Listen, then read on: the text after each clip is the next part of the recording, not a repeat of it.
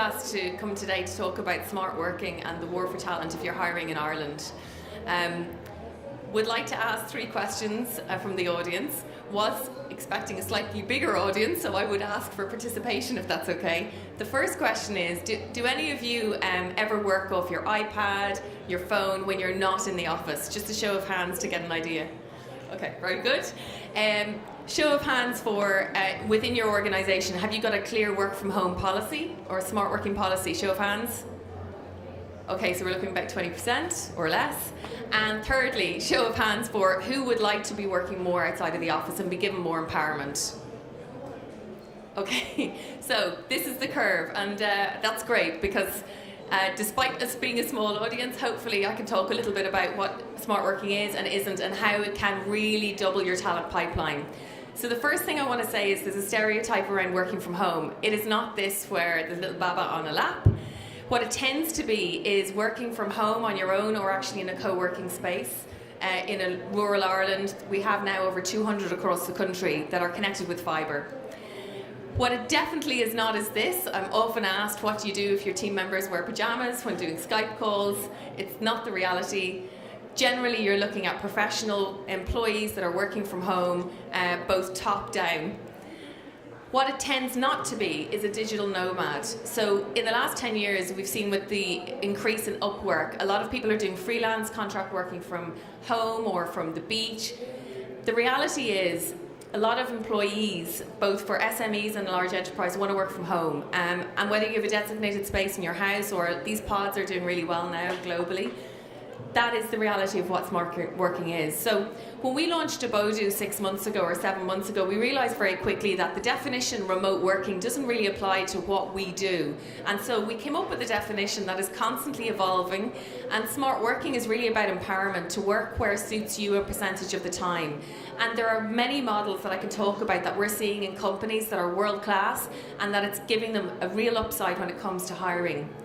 So what are the challenges SMEs are typically facing in large enterprise? Well, you know what? We're all having a hiring challenge. Estimated 40% of us will say it's really difficult to find skilled talent. Congestion, it's an absolute nightmare in Ireland, in our cities. We have 1.9 million people every single day commuting. Housing is a disaster for our first-time buyers because they can't get on the ladder. And the environment, we're currently failing to hit our targets for Europe in terms of emissions. So, if we focus on hiring, the shortage is a major issue, and if you look at the leading factors, the largest leading factor is a lack of applications. The government obviously promote the fact that we've got 5% or close to 5% unemployment, and that's a good thing. But what we're not covering is the fact that in rural Ireland, in pockets, we have unemployment of mid-teens. And we're not talking about unskilled unemployed. We have skilled unemployed or underemployed, or people with disabilities that are not getting a fair chance or a fair career opportunity. So here is the opportunity. With the evolution of rollout of broadband and connectivity and co-working spaces, you can now access talent. Did you know that globally there are 200 million people that have skills that are currently not working today? So why do we say there's a lack of talent? From a location perspective, growth should no longer be hindered down to bricks and mortar.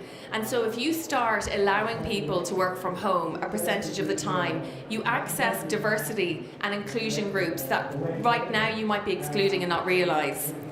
And then finally, from a hiring perspective, there's a well-being factor. Over 80% of people are happier when you let them have choice around where they work some of the time. So, from a talent perspective, I've mentioned some of the talent groups that you can now access.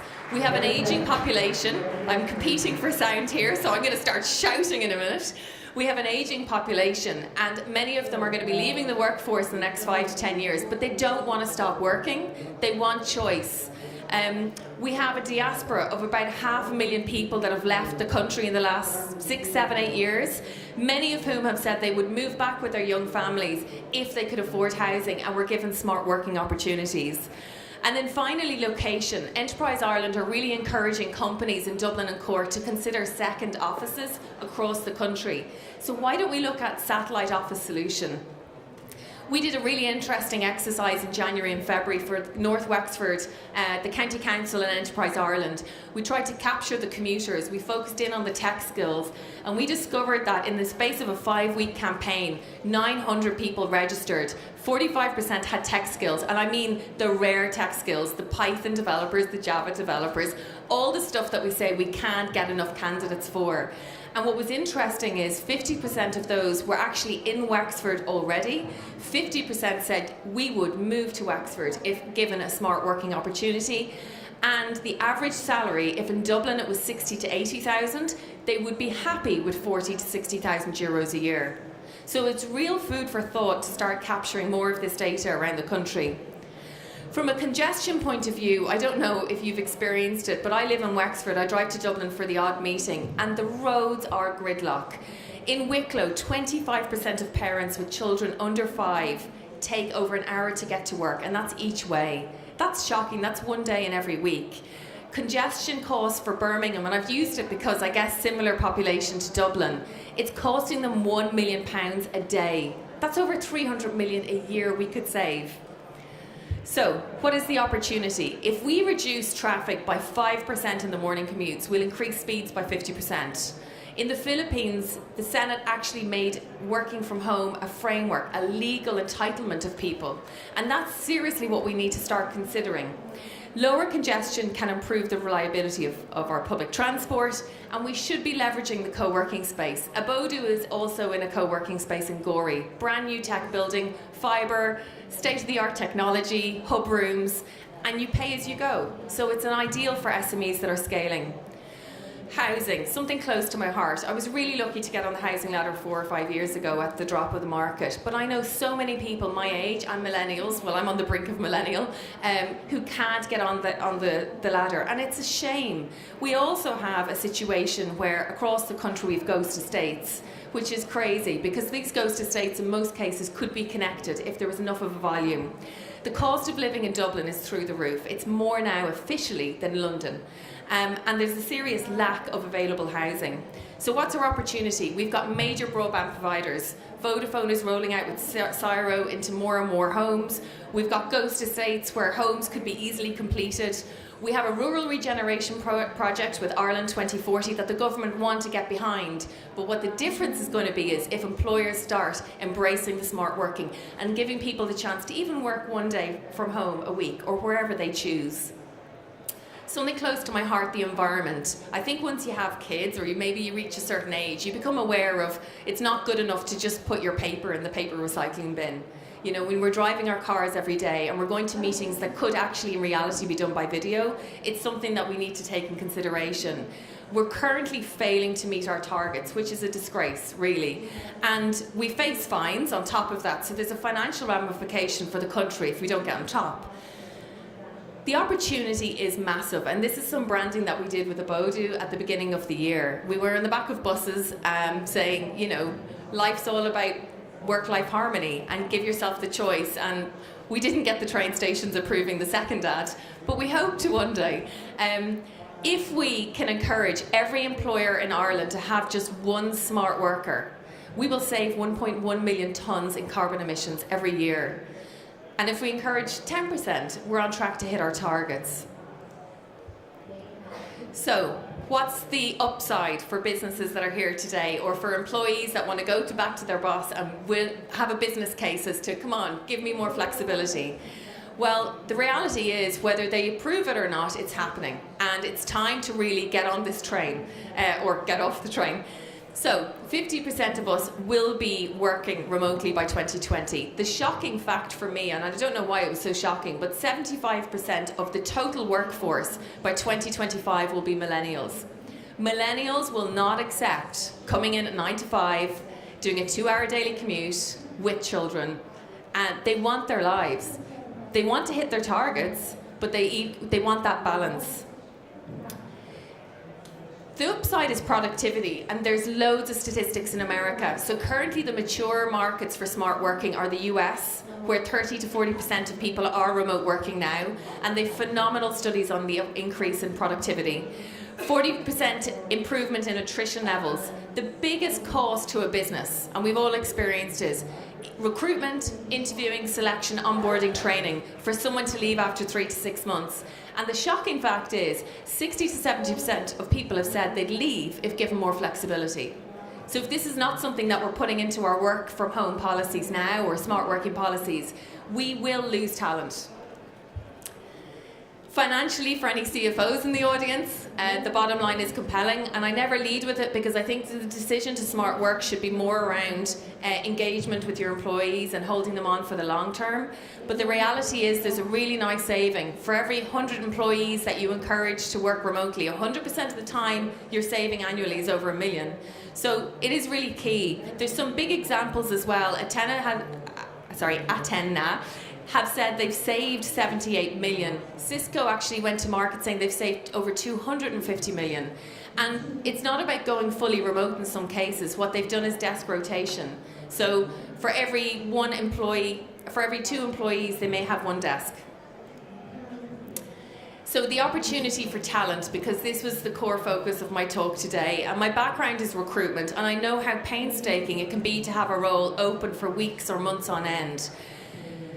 52% of the remote working population is currently female, so if you do have a diversity and inclusion policy or corporate social responsibility focuses on this area, you need to have this in place. I have 2 young kids. My life changed when I had them, but I am really career focused, and I'm lucky I was able to create an opportunity for myself that I could work from home. But it shouldn't be down to just having to set up your own business because you want flexibility. Employers need to embrace this. I've talked about millennials and what their desires are. Agility is key for people. 66% of employees actually want agility, and supposedly 8% in a Deloitte Touche survey has said they are given agility. Our diaspora network is extensive. I know 70 million people claim to have a connection with Ireland in our diaspora network, but we're talking 500,000 people that would come home. And that would address all our unemployment issues that we have and the roles that we need to fill.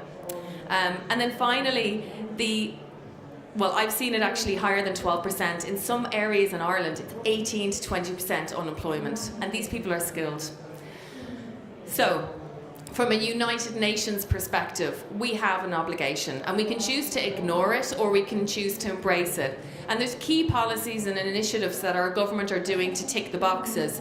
But if we look at smart working and how many of the boxes it actually ticks, it is really, really extensive. Gender equality is massive. And unless we create a level playing field for men and women, whether a man chooses to look after the children or whether it's a woman, they need to be given that opportunity. The economic growth in this country is amazing, and we should be really proud of it. But the reality is there are markets that are going to get a lot more competitive, and we have a lot of foreign direct investment here that are here because of, I won't say the tax rate because everyone ignores that, they're here for the talent. If we can't continue to provide them the talent, we will lose them. So being an Irish startup, I thought I'd bring in just one slide as to why Abodoo, and I hope you don't mind. But Abodoo was created because we saw a really big gap in the market. There is no dedicated platform connecting companies with smart workers that is as mainstream as Abodoo. We went live in September. We've already had 8,000 professionals do the full registration. And we took a year in development because we wanted to beat the big boys.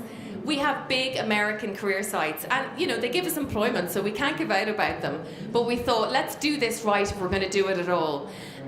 The key features of Abodoo that sets us apart: one, you're anonymous on Abodoo as a worker or a smart worker. And why that is key is that there are many skilled introverts out there. There are people who have been out looking after the children that want to return back to work. They don't necessarily want their name on other platforms saying, I'm actively seeking a job. So how we've built Abodoo is it's based on a skill match, a location match, a job type match from I want to be fully from home, I want a hybrid model, I want to work from a local co-working space, I need this salary. And it's an auto match, which means there is no searching on Abodoo. I don't know if we've all experienced hours of job searching or hours of receiving CVs that are so inaccurate that you become numb. You only get 50% plus match visibility on Abodoo, and you get an 80% auto alert to both parties. We've built in the broadband speed test, so if you're fearful of offering someone a job and then finding out they have 3 meg, like our home did when we moved to Ireland, thankfully we now have 140, it's built into the profile. And then the other element is the community scheme. We are all about investing back into the community, because guess what? If you get to start living where you're from, or you get to move to somewhere you can afford, rural communities will benefit. So in the future, we will be connecting people with similar skills on a local level. And then finally, we're free. Not completely free. Free to post, free for the worker, always free for the worker, and we will live by that. But it's free to post a job on Abodoo, unlimited, and we charge on a match, just €99 when a candidate says, yeah, I want to be interviewed. So our motto is, life is a journey, not a commute, and we have come a long way. We have 100 employers now. The hair on my arms are standing up, because it's 2 years of a journey, and it's been a long journey, but we've 100 employers now saying, yeah, we launched in the UK 3-4 weeks ago, and already the momentum has doubled. So not that I want to lose face in Ireland, I wanted to continue encouraging companies to do it, because you know what? When you actually look at the definition of smart working and you consider how you hire and what you enable your staff to do, you'll probably find that you're a smart working employer already. Thank you very much.